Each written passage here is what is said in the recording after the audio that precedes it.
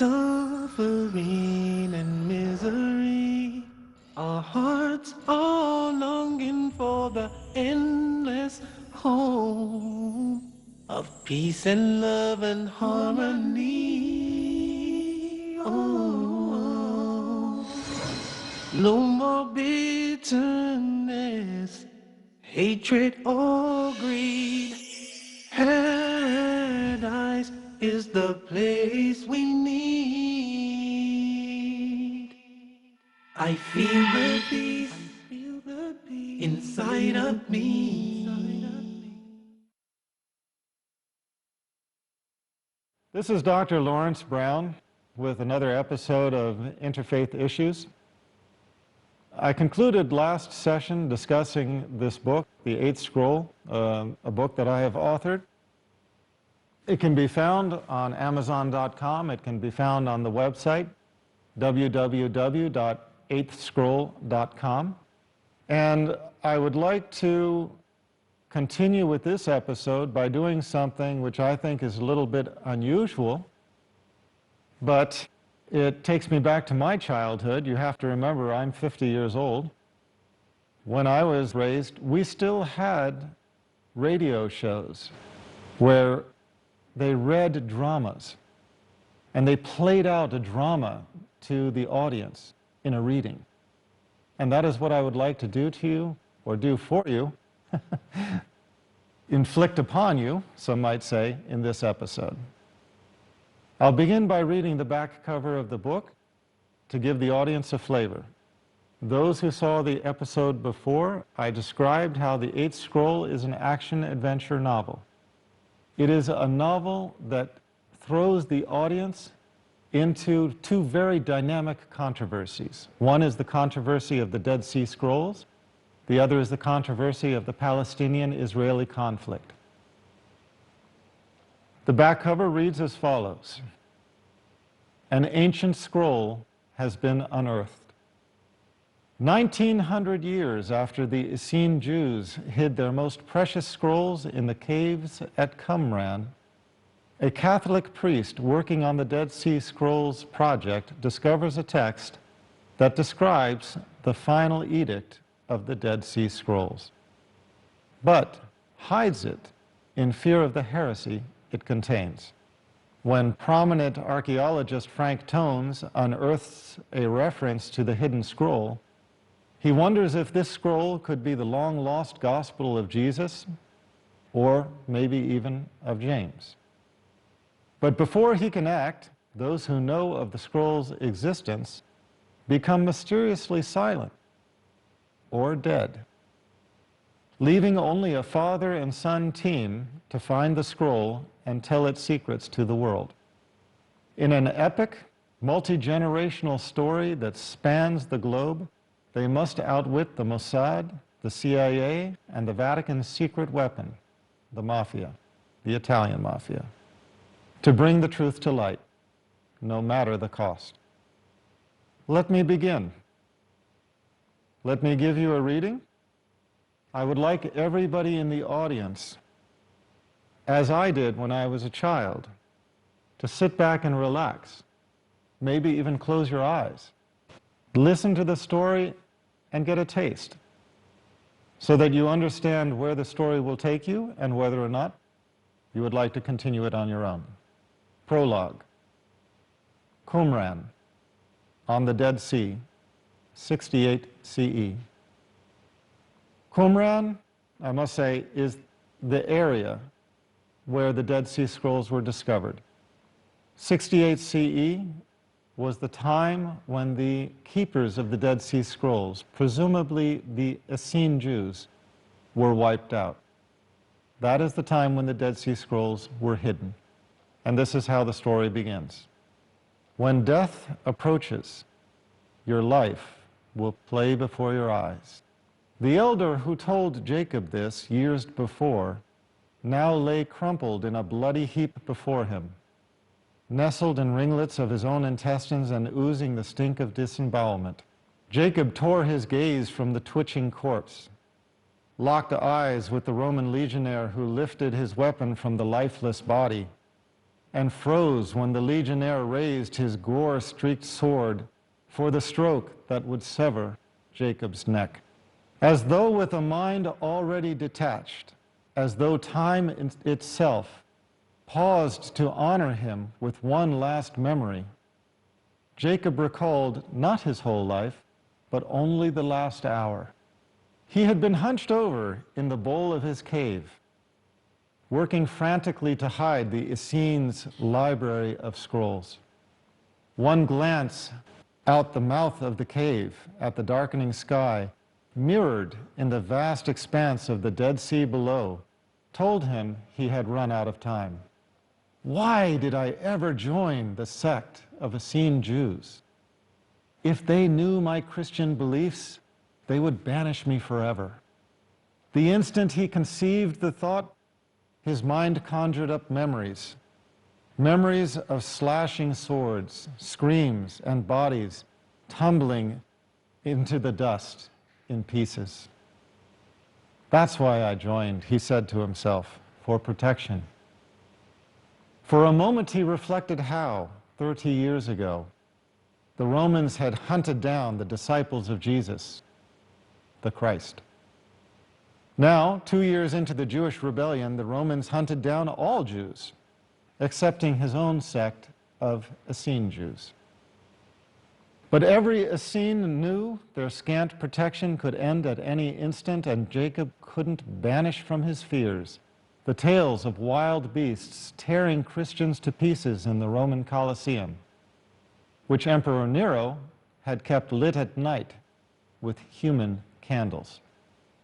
Martyrs, he muttered, but found little consolation in the fact. Jacob snatched up the most precious of all the scrolls. The parchment whispered against his fingers as he swiftly rolled it. Despite his reverence for the scripture, his hands shook, and he splattered hot wax as he dripped it from his candle to seal the free edge of the scroll. He forced himself to draw deep breaths of the musty cave air until his hands steadied, and then stamped the puddles of fast-cooling wax with the Roman captain's signet ring. Then he applied a linen wrap and sealed the free edge of the wrap as well. He shoved the scroll into an exquisite limestone jar, but then froze. Gently, he placed the jar on the floor of the cave, grabbed handfuls of his shoulder-length hair close to his scalp with both hands and rocked himself until he felt his nerves still. Calm down, he told himself, just calm down. Slower now, Jacob removed the scroll from the jar, checked it for damage, and gently slid it back into the jar. Then he fitted the lid with a sandy rasp, picked up his sputtering candle, and poured a ribbon of molten wax into the seam. After he sealed the jar closed, but before the wax had a chance to cool, his Essene brothers arrived. Jacob jumped up and wrestled 3 earthenware jars, each half the height of a man and filled with scrolls, to the cave entrance. He stumbled in his haste and nearly dropped one jar. The rough pottery slipped in his fingers, but he caught it in time. It bumped the floor of the cave, but didn't break. The brothers heaved the jars into their arms, cast Jacob a worried glance, and then hurried off to hide the jars in distant caves. Jacob returned to the cubit-long limestone jar, sized for a single scroll, and applied the captain's ring to the cooling wax around the lid. Why had the captain ordered him to hide the scrolls? Jacob had heard the rumors, of course. Roman legionnaires with Jewish sensitivities, or Christian Jewish in everything but name. Romans who tormented the followers of Jesus, the Christ, by day, and then prayed for forgiveness to the God Jesus had spoken of at night. He had heard such men existed, but had never met one, until the captain of the legionnaires. Jacob buried the limestone jar in the mountain of parchment sheets stacked in the center of the cavern. He said a quick prayer, sweat streaming from beneath his arms as he raised his quivering hands to the heavens, and then bolted from the cave. The barren Judean desert seemed drawn closer to the heavens by the crimson ceiling of sunset, but Jacob had no time to enjoy the view. With practiced speed, he picked his way across the ridge of land that led to the complex, passing groups of legionnaires as they lounged on the terrace, their weapons ever near at hand. He feigned calm when he visited the captain in his quarters, but once he had returned the captain's signet ring, he rushed toward the dining hall's welcoming glow and the voices of his milling brethren, his fears flailing about in his mind. By the doorway and to the right, the captain had instructed. Why? Jacob wondered, even as he entered the dining hall and sat as bidden. That why haunted him during the conversation and dinner that followed. Midway through the meal, and fighting the quivering weakness in his legs, he made to stand when the doorway filled with the bulk of a Roman legionnaire, his sword naked in his hand. Like shadows in an unfocused nightmare, Jacob could barely make out the mass of forms behind the soldier. He cast a glance at the only other exit. It too was filled with a clot of legionnaires. He scanned the room to find his brothers frozen, their food and drink suspended midway to their mouths. The Roman captain shouldered his way into the chamber and shouted, "Stay sitting!" The words caught a few brothers as they rose, and they lowered back to their seats while the captain repeated his command, this time more gently, as if to reassure a child about to be slaughtered, Jacob realized. The captain let his eyes rest on Jacob a split second longer than on the others. Then he said, "I have been ordered to kill anyone who refuses to swear loyalty to the Roman Empire." So that's it, Jacob thought. That's why the captain wanted the scrolls hidden. Until now, the captain continued, your protector, Agrippa II, has never demanded an oath of allegiance. That has changed. With the rebellion of your people, an oath is demanded. And now, it's time for a break, so we'll be back in just a few minutes. I feel the peace, inside of me. Welcome back. This is Dr. Laurence Brown, continuing with this episode of Interfaith Issues.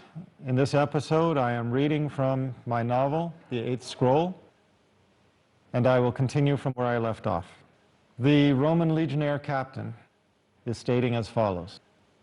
Until now, your protector, Agrippa II, has never demanded an oath of allegiance. That has changed. With the rebellion of your people, an oath is demanded. Our hands are empty, and you know it, one of the Essenes said. We have no weapons. How are we a threat to you? My orders are absolute, the captain replied. You swear allegiance or die. Who is first? One of the brethren stood and strode toward the captain, a short, squat man of timid demeanor. Jacob knew this man only but slightly. The lead soldier stepped between the two and met the Essene's chest with the tip of his sword. Unshaken, the Essene said, we swear devotion to one, and to one alone, and then looked past the soldier and locked eyes with the captain. And the one to whom we swear devotion is the one who made us, and the one who made you, and the one to whom we shall all return. Another step closer, and the Essene forced the soldier to retract his arm into a fully cocked position, resting its tip against the brother's chest. "The same one who will judge all of us," he said, "and assign righteous to paradise and the sinful to hellfire. To this one, to the Almighty, we swear allegiance, and to him alone." For a moment, Jacob felt the brother's words fill the chamber and bolster the faith of the believers. But then the soldier drove the sword home. The blade exploded a foot out the man's back. The soldier gave the sword a savage quarter turn, then wrenched it back with a sucking sound and a gush of blood. The squat man, bent forward by the blow, abruptly straightened and turned around to face his brothers. Triumph on his face, he pointed to the heavens with a smile. The second thrust drove the sword in the man's back and out the front. He staggered forward and looked down and blinked as he watched the blade retract through his chest. Then he dropped to his knees, coughed up a great gout of blood, fell sideways into the lap of a brother and died, a smile full on his bloodied lips. The captain stepped to the side, and Jacob watched as soldiers surged from the darkened doorway like emissaries from hell. The air filled with shouts of testimony from the faithful, grunts and curses from the soldiers, and the wet chunking sound of meat met by metal. Swords swept in great arcs, blades plunged into bodies, and battle axes cleaved the air and buried their blades in flesh and bone. An occasional groan escaped the dying, but never a scream or a sob, and not one oath of allegiance to the Romans. Jacob found himself on his hands and knees, sheltered between the wall and the legs of the captain. The soldiers were crazed, the chamber poorly lit, and the legionnaires flowed through the doorway, straight past him, with nary a glance backward. Jacob's favored elder fell to his knees nearly in front of him, groaning incoherently as he scrabbled to scoop up the guts that spilled from his slit-open belly. The Roman who stood over the elder beheaded him with a swipe of his sword, kicked the corpse to the floor, and then knelt beside it and hacked at the headless torso. Horrified, Jacob nestled closer to the wall. The legionnaire pulled his sword from the elder's body, turned and latched eyes with Jacob.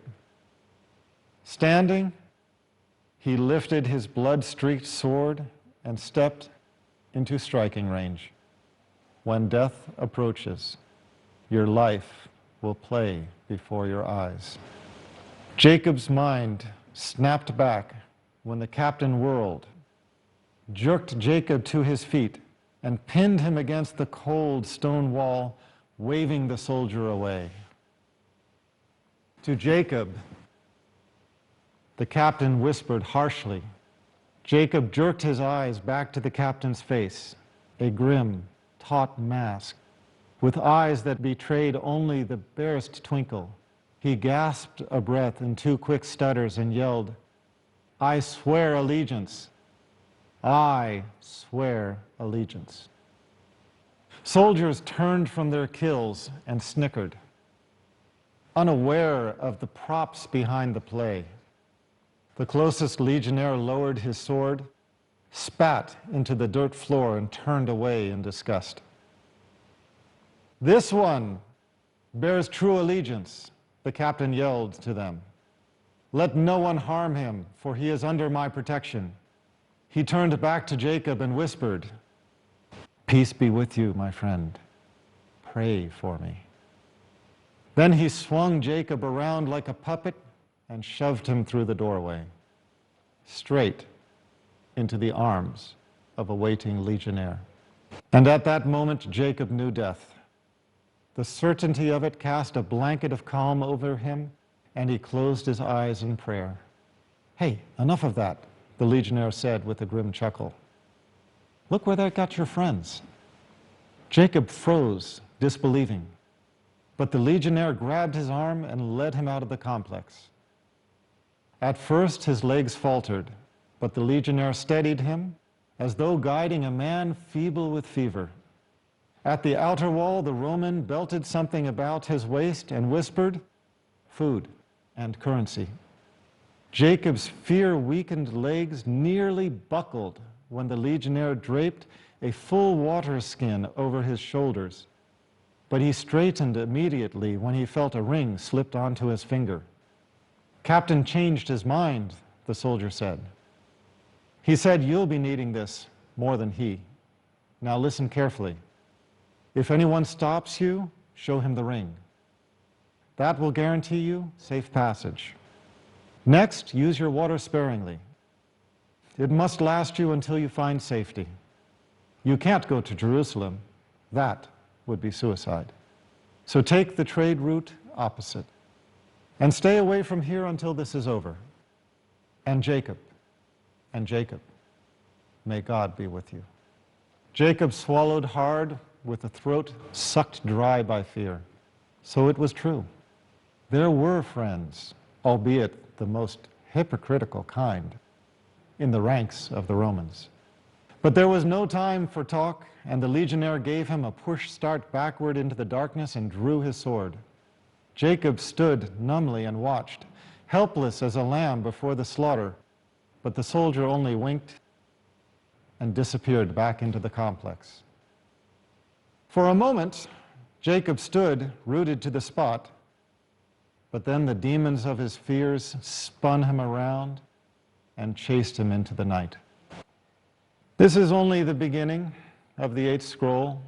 From here, the book transports the audience into modern day. As I said before, this book will take the audience from their lounge chairs in America to a lounge chair in England, where the story continues. From there, on to the Holy Land. It will transport the reader around the world and through time. It will transport the reader into the heart of the controversies over the Dead Sea Scrolls, over the Palestinian-Israeli conflict, and over the differences between the Jewish, Christian, and Islamic religions.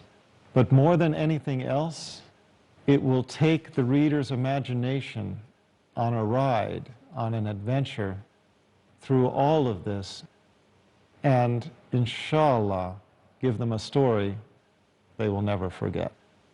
So, I conclude this episode of Interfaith Issues by thanking you. Once again, this is Dr. Laurence Brown, your host of this episode, and asking all those who wish to read further, please go to my website, eighthscroll.com, EIGHTH, scroll, SCROLL.com, or my second website, leveltruth.com, LEVELTRUTH.com. For now, and until the next episode, peace. Where are we going in this world of woe? So much suffering and misery. Our hearts are longing for the endless home of peace and love and harmony. Oh, no more bitterness, hatred or greed. Paradise is the place we need.